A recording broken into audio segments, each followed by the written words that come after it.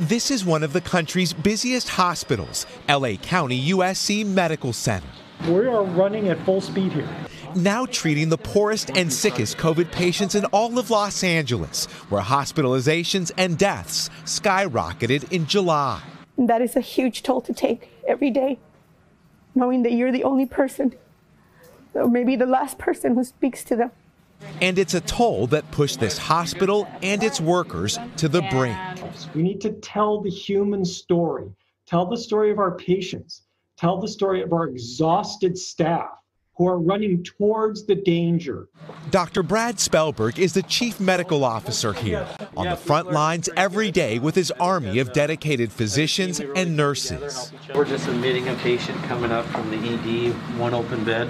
Trying to help the sickest patients survive and risking their own lives to do it.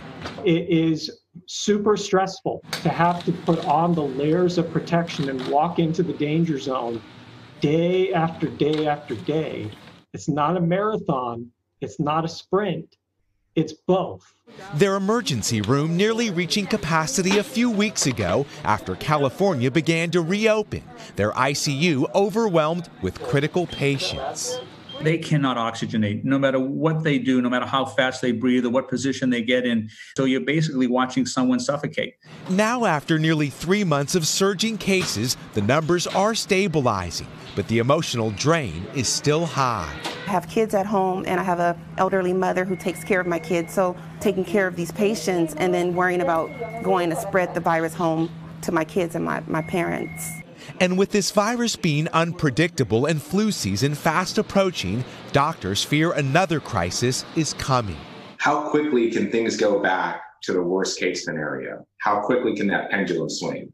Well, at peak, we were getting 25 new positive patients per day. And if you give me 25 to 30 new positive patients per day, and half of them end up in the ICU within a week, we're in serious trouble. Still, there are many people who doubt the severity of the pandemic, something these doctors find hard to understand. You've seen some of the criticism about what some people call a plandemic, or that simply the virus doesn't kill people, it's not real, that it's being blown out of proportion by the media, by even health officials. What's your response to that? Come into my ICU. Come watch. Patients and families are being crushed. What we're seeing is the working poor getting wiped out. We're really asking for the public's help. Please help us keep this situation under control so we don't run out of hospital beds, so our staff don't all get sick. Thank you, guys. Keep it up. Oh my gosh, that doctor, that was an amazing look, Miguel. You mentioned how their emergency room reached capacity or is close to it. So what's the plan if they do run out of space? How do they treat anybody new? Well, Hoda, doctors are fairly confident that they can create new ICU space. They can turn beds into other places that they need to put patients. What they're mostly concerned about, though, is running out of staff that's qualified to take care of these patients. There's only a finite number of doctors on the front lines, and they say when they're hit with an overwhelming surge of patients, they simply can't care for all of them. That's what they say is their big concern, Hoda.